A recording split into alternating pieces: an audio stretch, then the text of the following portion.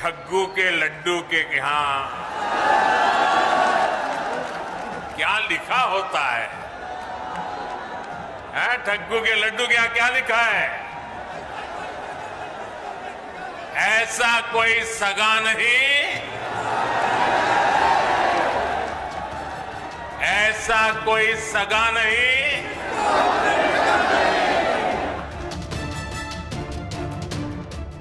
नमस्कार। 28 दिसंबर को प्रधानमंत्री मोदी उत्तर प्रदेश के कानपुर पहुंचे। इस दौरान न सिर्फ उन्होंने कानपुर मेट्रो का उद्घाटन किया बल्कि जनता को संबोधित भी किया। यूं तो पीएम मोदी के हर भाषण में कुछ ना कुछ ऐसा मजेदार जरूर होता है जिसकी खूब चर्चा होती है। यही वजह है कि न सिर्फ उनके चाहने वाले बल्कि विरोधी भी कान लगाकर पीएम मोदी की एक एक बात सुनते हैं। इस बार जब पीएम कानपुर पहुंचे तो उनका अंदाज भी कानपुरिया ही नजर आया। इस दौरान पीएम ने कानपुर के फेमस ठग्गू के लड्डू का ऐसा जिक्र किया कि तालियां गूंज उठी। पीएम मोदी ने अपने संबोधन में कानपुर की इस प्रसिद्ध दुकान का जिक्र कर इसकी प्रसिद्धि में निश्चित तौर पर इजाफा कर दिया। पीएम मोदी ने ठग्गू के लड्डू का जिक्र करते हुए क्या कुछ कहा, चलिए आपको सुनवाते हैं। कानपुर के लोगों का जो मिजाज है, जो कानपुरिया अंदाज है, जो उनकी हाजिर जवाबी है, उसकी तुलना ही नहीं की जा सकती। ये ठग्गू के लड्डू के यहाँ क्या लिखा होता है? ठग्गू के लड्डू के यहाँ क्या लिखा है? ऐसा कोई सगा नहीं, ऐसा कोई सगा नहीं।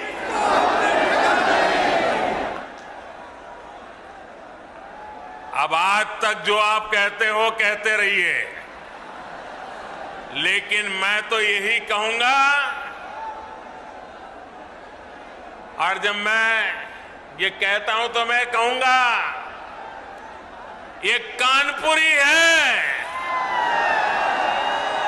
जहां ऐसा कोई नहीं जिसको दुलार न मिला हो।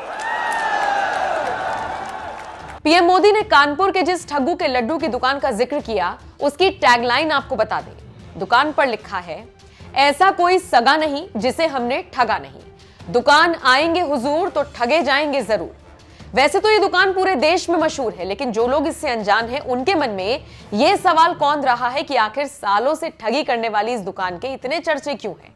ठग्गू के लड्डू की दुकान की खासियत क्या है ये हम आपको आगे बताएंगे, लेकिन उससे पहले ये जान लीजिए कि पीएम के संबोधन के बाद इस दुकान के मालिक और पूरे कानपुर में खुशी की लहर है। लोगों का कहना है कि कानपुर की शान का जिक्र पीएम मोदी द्वारा होने के बाद इसमें और इजाफा होगा।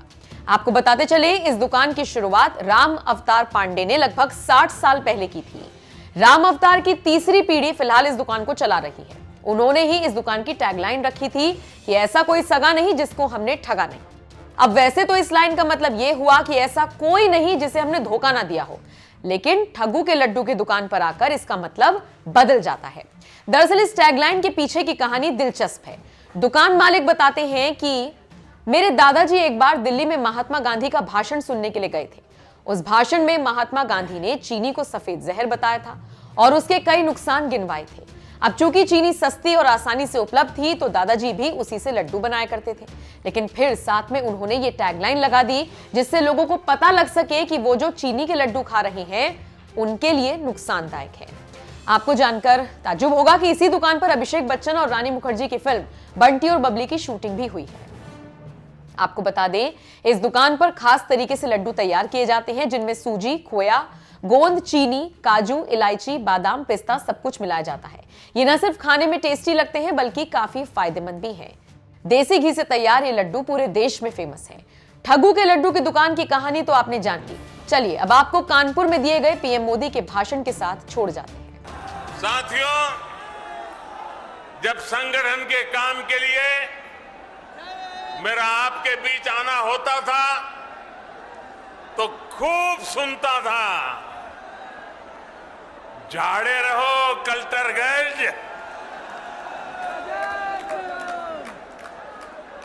झाड़े रहो कल्टरगंज। आजकल भी आप बोलते हैं कि नई पीढ़ी के लोग भूल गए। साथियों, आज मंगलवार है और पनकी वाले हनुमान जी के आशीर्वाद से आज यूपी के विकास में एक और सुनहरा अध्याय जुड़ रहा है। आज कानपुर को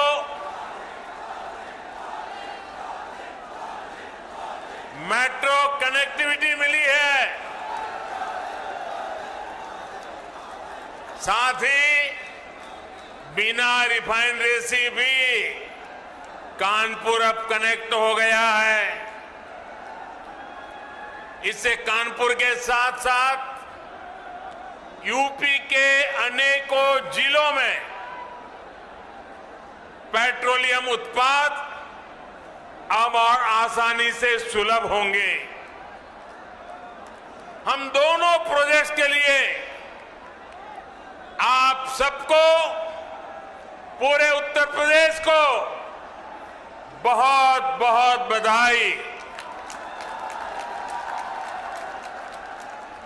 आप सबके बीच आने से पहले आईआईटी कानपुर में मेरा कार्यक्रम था।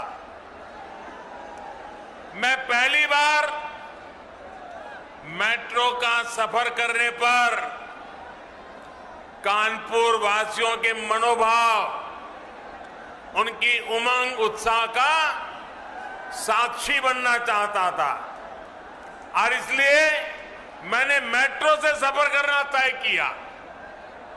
ये मेरे लिए वाकई एक यादगार अनुभव रहा है।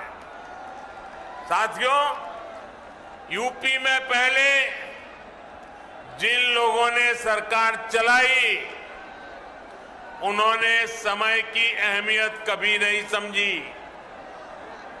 21वीं सदी के जिस कालखंड में यूपी को तेज गति से प्रगति करनी थी,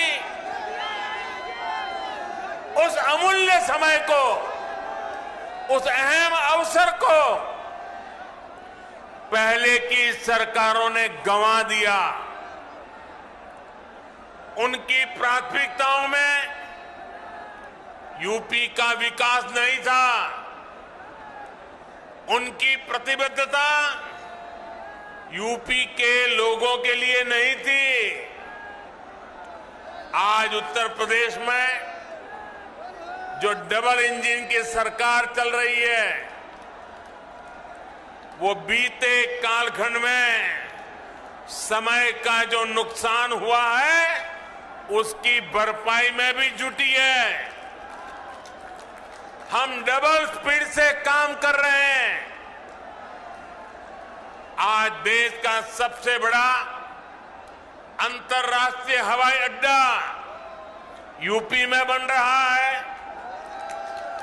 आज देश का सबसे लंबा एक्सप्रेसवे यूपी में बन रहा है।